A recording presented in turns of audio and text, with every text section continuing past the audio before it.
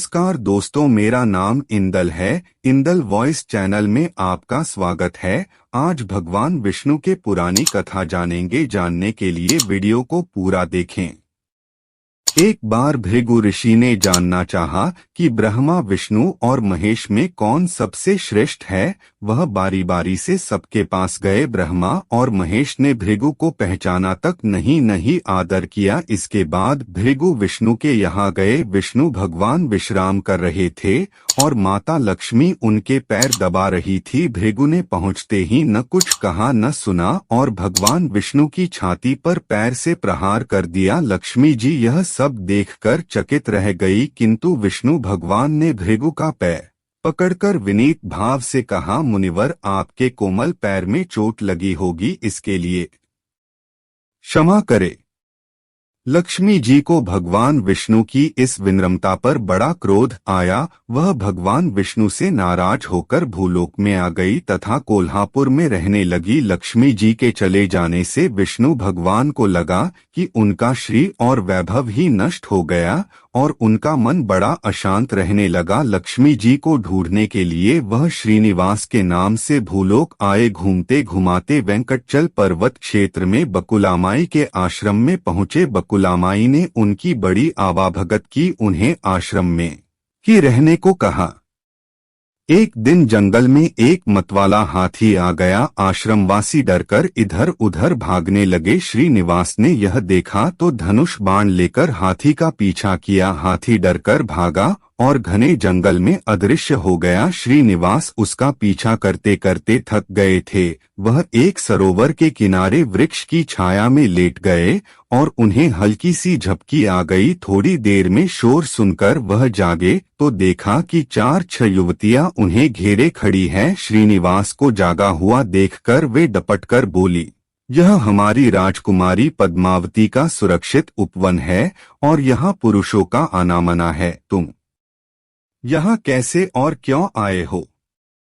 श्रीनिवास कुछ जवाब दे इससे पहले ही उनकी दृष्टि वृक्ष की ओट से झांकती राजकुमारी की ओर गई। श्रीनिवास पद्मावती को एकटक देखते रह गए। थोड़ा संयत होकर कहा, देवियों, मुझे पता नहीं था, मैं शिकार का पीछा करता हुआ यहाँ आया था। थक जाने पर मुझे नींद आ गई, इसलिए क्षमा करे। श्रीनिवास आश्रम में तो लौट आए किंतु बड़े उदास रहने लगे। एक दिन बकुलामाई ने बड़े प्यार से उनकी उदासी का कारण पूछा तो श्रीनिवास ने पद्मावती से भेंट होने की सारी कहानी कह सुनाई। फिर कहा, उसके बिना मैं नहीं रह सकता।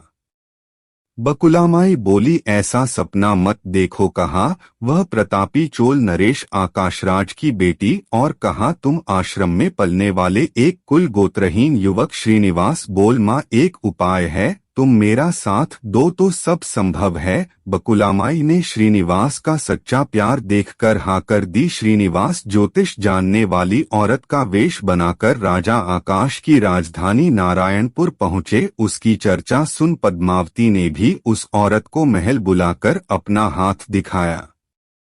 राजकुमारी के हस्तरेखा देखकर वह बोली, राजकुमारी, कुछ दिन पहले तुम्हारी भेंट तुम्हारे सुरक्षित उद्यान में किसी युवक से हुई थी। तुम दोनों की दृष्टि मिली थी। उसी युवक से तुम्हारी शादी का योग बनता है। पद्मावती की मां धरणा देवी ने पूछा, यह कैसे हो सकता है? ज्योतिषी औरत बोली, ऐसा ही योग है। ग्रह कहते हैं कोई औरत अपने बेटे के लिए आपकी बेटी मांगने स्वयं आएगी। 2 दिन बाद सचमुच ही बकुलामाई एक तपस्विनी के वेश में राजमहल आई। उसने अपने युवा बेटे के साथ पद्मावती के विवाह की चर्चा की। राजा आकाश में बकुलामाई को पहचान लिया। उन्होंने पूछा, वह युवक है कौन? बकुलामाई बोली, उसका नाम श्रीनिवास है। वह चंद्रवंश में पैदा हुआ है। मेरे आश्रम में रह रहा है। मुझे माँ की तरह मानता है। राजा आकाश ने कुछ सोचकर उत्तर देने के लिए कहा। बकुलामाई के चले जाने पर आकाश ने राजपुरोहित को बुलाकर सारी बात बताई। राजपुरोहित ने गणना का फिर सहमति देते हुए कहा, महाराज, श्रीनिवास में विष्णु जैसा देवगुण है। लक्ष्मी जैसी आपकी बेटी के लिए यह बड़ा सुयोग्य है। राजा आकाश ने तुरंत बकुलामाई के यहाँ अपनी स्वीकृति के साथ विवाह की लग्न पत्रिका भेज दी। बकुलामाई ने सुना तो वह चिंतित हो उठी। श्रीनिवास से बोली, बेटा अब तक तो विवाह की ही चिंता थी, अब पैसे न होने की चिंता है। मैं वराहस्वामी के पास जाती हूँ, उनसे पूछती हूँ कि क्या किया जाए। बकुलामाई श्रीनिवास को लेकर वराहस्वामी के पास गई और श्रीनिवास के विवाह के लिए धन की समस्या बताई तो वराहस्वामी ने 8 दिक्पालों इंद्र, कुबेर, ब्रह्मा, शंकर आदि देवताओं को अपने आश्रम में बुलवाया और फिर श्रीनिवास को बुलाकर कहा, तुम स्वयं इन्हें अपनी समस्या बताओ। श्रीनिवास ने देवताओं से कह, मैं चोल नरेश राजा आकाश की बेटी पद्मावती से विवाह करना चाहता हूँ। मेरी हैसियत राजा के अनुरूप नहीं है, मेरे पास धन नहीं है, मैं क्या करूँ। इंद्र ने कुबेर से कहा, कुबेर इस काम के लिए तुम श्रीनिवासन को ऋण दे दो। कुबेर ने कहा, ऋण तो दे दूंगा पर उसे यह वापस कब और कैसे करेंगे इसका निर्णय होना चाहिए। श्रीनिवास बोले, इसकी चिंता मत कीजिए, कलयुग के अंत तक मैं सब ऋण चुका दूंगा।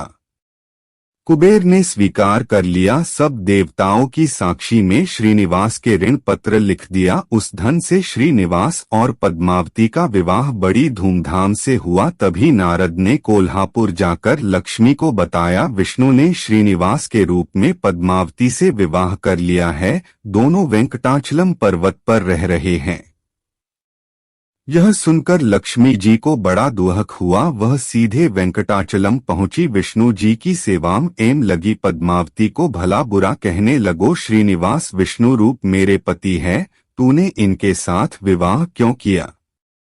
दोनों ने वाक युद्ध होने लगा तो श्रीनिवास को बड़ा दुख हुआ। वे पीछे हटे और पत्थर की मूर्ति के रूप में बदल गए। जब दोनों देवियों ने यह देखा तो उन्हें बड़ा दुख हुआ कि श्रीनिवास तो अब किसी के न रहे।